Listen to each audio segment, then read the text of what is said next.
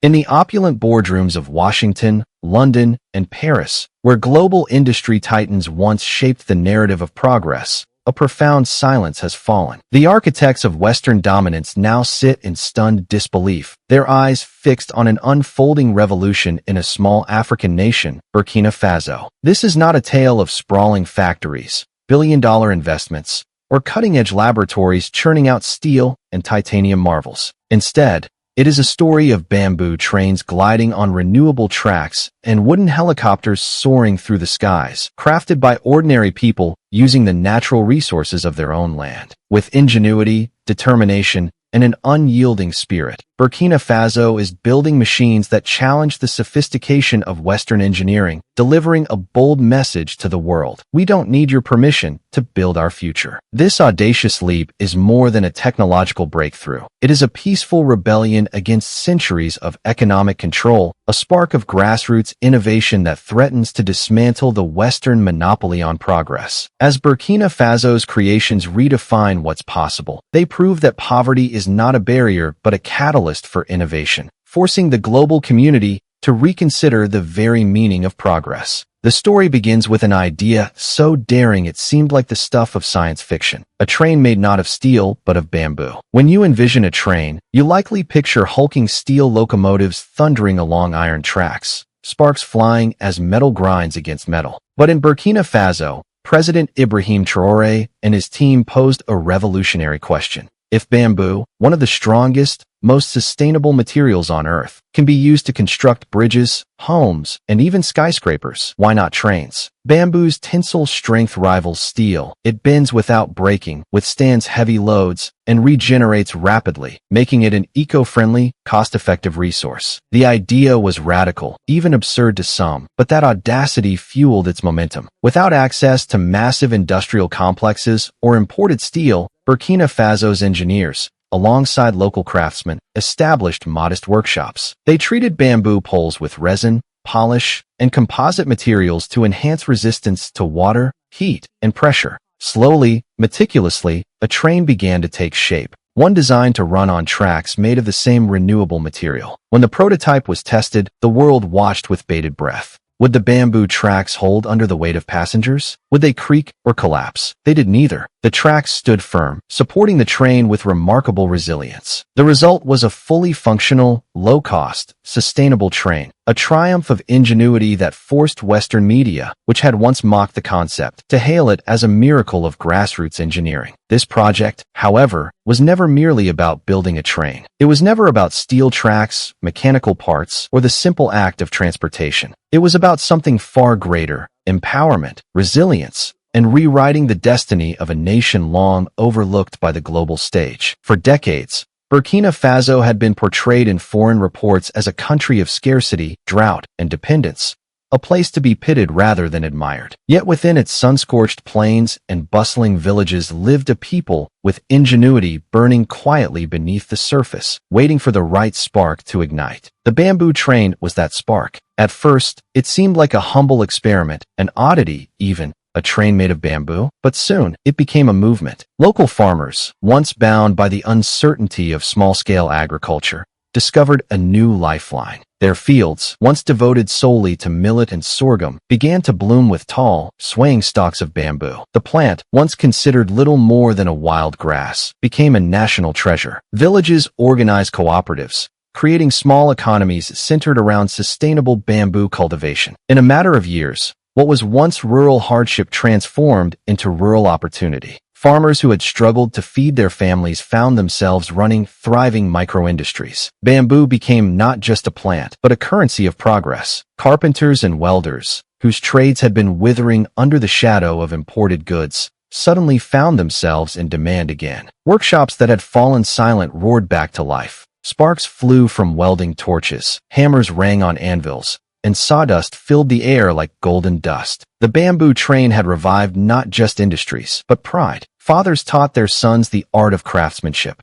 Mothers managed cooperatives. Communities began to hum with productivity. But perhaps the most profound impact was on the nation's youth. For too long, The brightest minds of Burkina Faso had sought opportunity elsewhere, in Europe, in America, in the industrial labs of the West. Now, for the first time, they were returning home. Young engineers, students, and dreamers gathered in local universities and innovation hubs, studying new composites, testing bamboo fibers, and developing structural models that merged traditional wisdom with modern science. What was once considered primitive material was now at the forefront of cutting-edge design. In every sense, the project was a revolution. Burkina Faso was no longer waiting for aid, no longer begging for grants or foreign expertise. The country had discovered something infinitely more valuable: self-reliance. When President Traoré stood before the nation to celebrate the bamboo train's first successful run, his words carried the weight of a new era. "Progress doesn't need billions of dollars," he declared,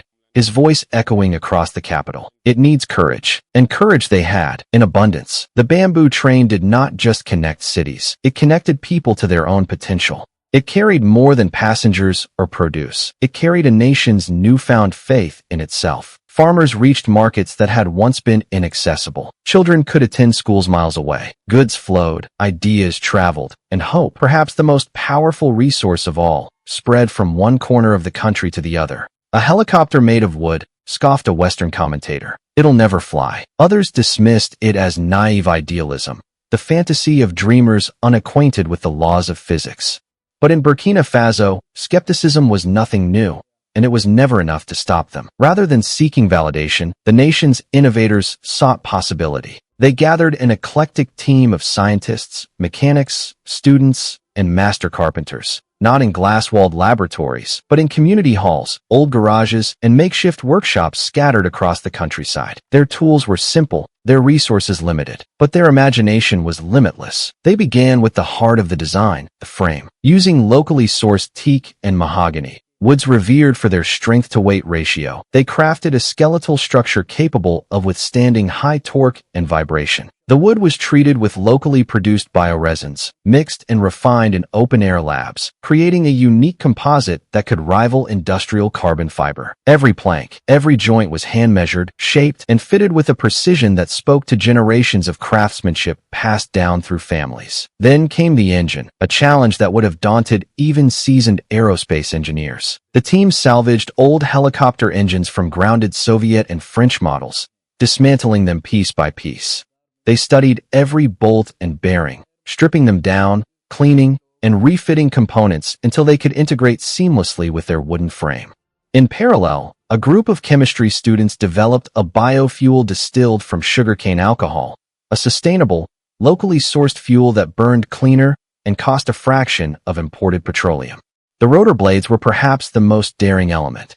Carved from buffalo wood and reinforced with carbon threads, each blade underwent rigorous aerodynamic testing using computer models coded by young programmers from Ouagadougou Polytechnic. The results stunned even the skeptics. The wooden blades met, and in some tests exceeded, the performance metrics of traditional alloys. As the prototype neared completion, excitement gripped the country. Children skipped school to catch glimpses of the team at work. News cameras arrived.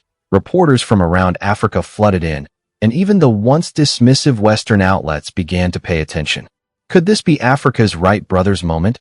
One headline asked. When the day of the first test flight arrived, the air was electric. The helicopter stood on a dusty airfield, its polished mahogany glinting under the sun. The pilot, a former military aviator named Adama Coulibaly, climbed into the cockpit, heart pounding. The crowd fell silent as the engine sputtered, then roared to life.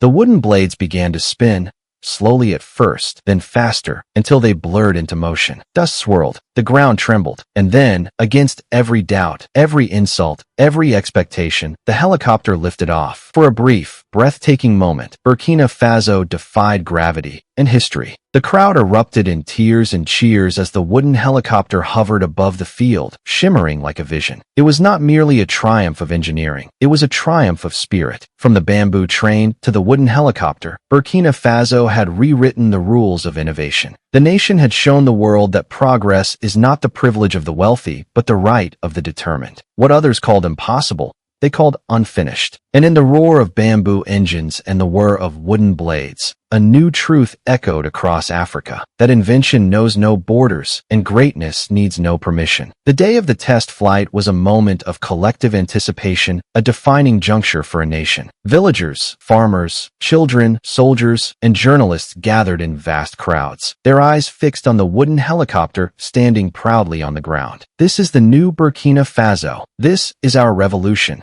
The wooden helicopter was more than a machine. It was a symbol of liberation, shattering the chains of debt, dependence, and the pervasive narrative that Africa must always look outward for progress.